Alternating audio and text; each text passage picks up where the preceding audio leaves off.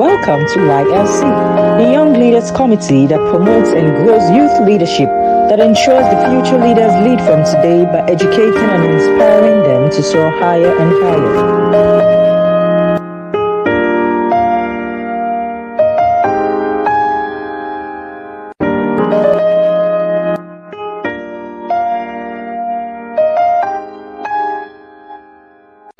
Welcome to YLC, the Young Leaders Committee, the platform that educates, enlightens, inspires, and walks young people into leadership from their youth.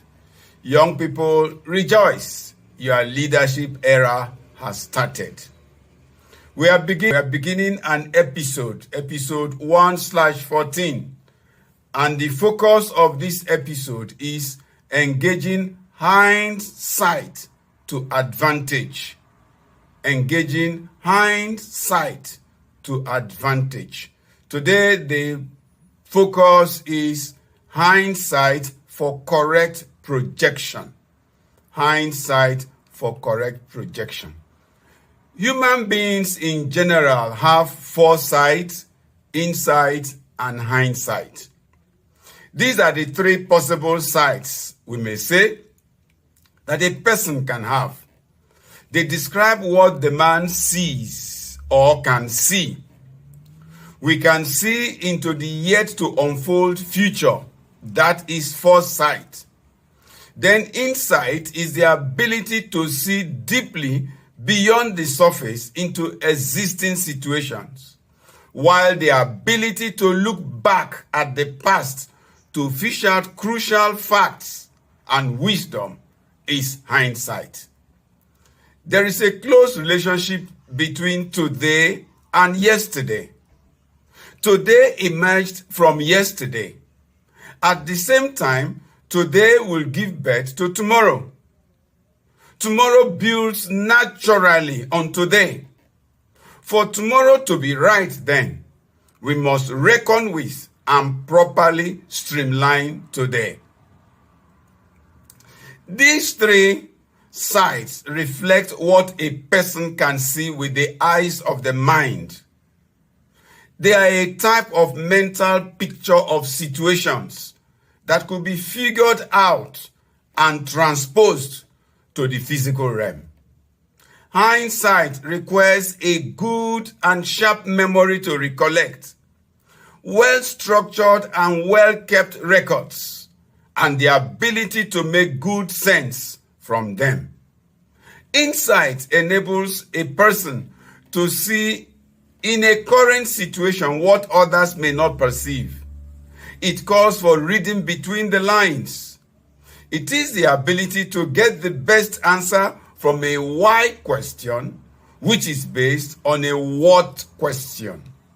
It requires experience from the past or from somewhere else. Fortunately, YLC is available to stimulate your thoughts so that you can see inside current happenings and get wisdom. Foresight is also a product of the articulate mind.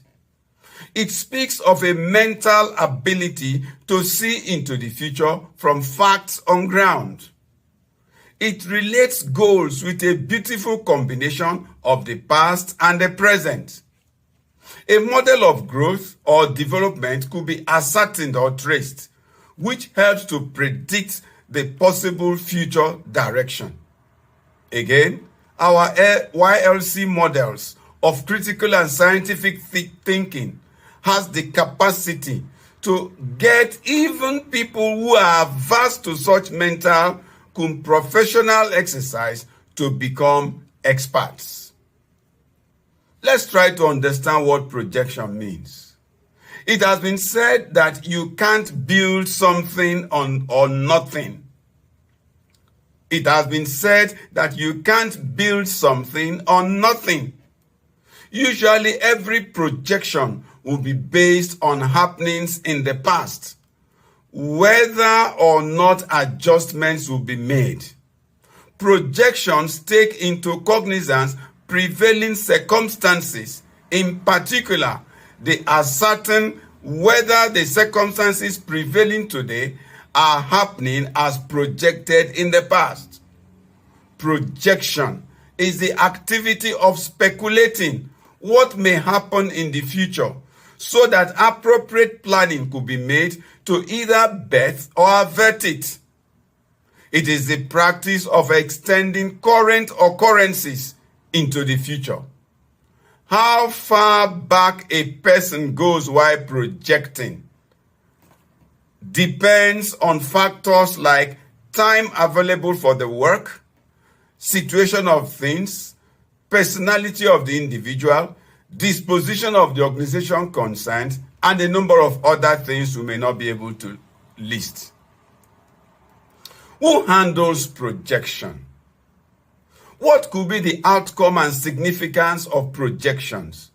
How best could we engage in projecting? When is the best time to project? You may also want to consider the possible challenges of your activity. Let's look at a few of them. Who does projection?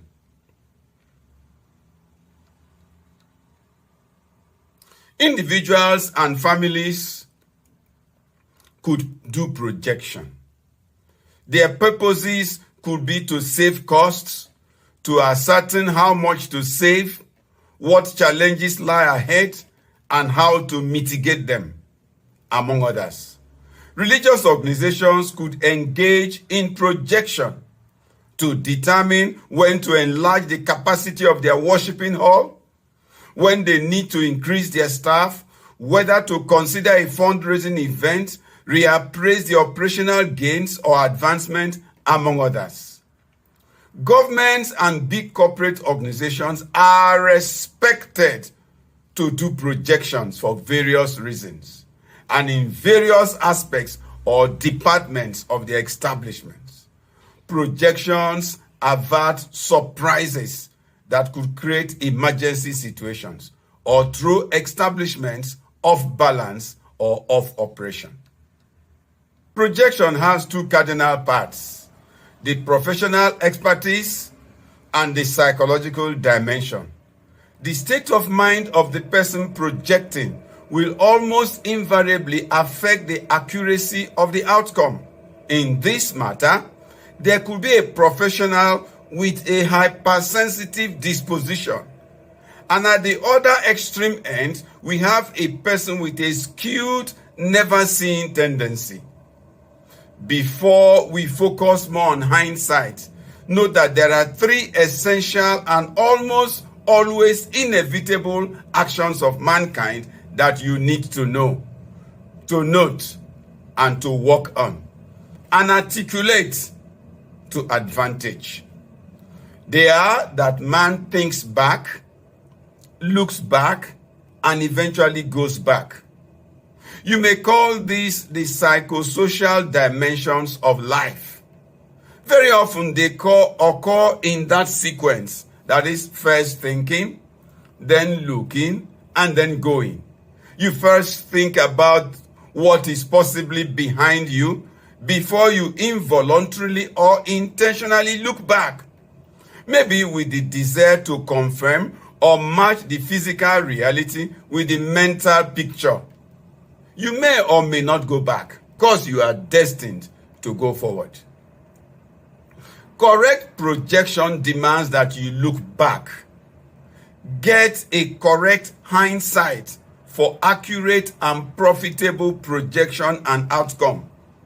Dr. Lewis, writing on the LinkedIn platform, says that hindsight is the wisdom acquired when reflecting on experiences and decisions after they have passed.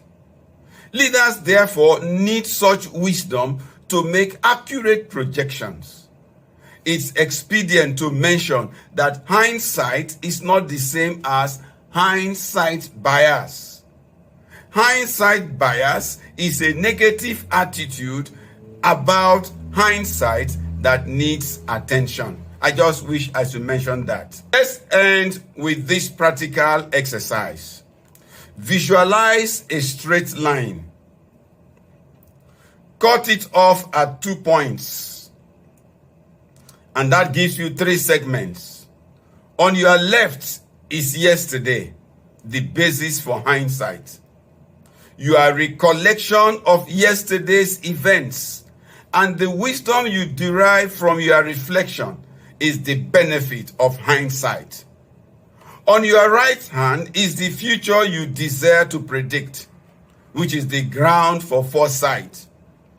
Though you cut off 2 points on a straight line, the practical movement from yesterday to today might not be straight. But the question is, was it primarily expected to be straight? It's important to note that. Next, ask yourself, do I intend that the distance from today into tomorrow be straight? If so, what will be my expected angle of elevation or depression? All said, the accuracy in projecting into tomorrow depends on a good, objective, professional study of yesterday's occurrence, which is matched wisely with today's happenings. We will discuss more on this in our professional seminars. We encourage you to join our Mentoring International Forum. Use the link on the screen to register, or at our website www.gedamconsult.com. See you at the next session. Thank you.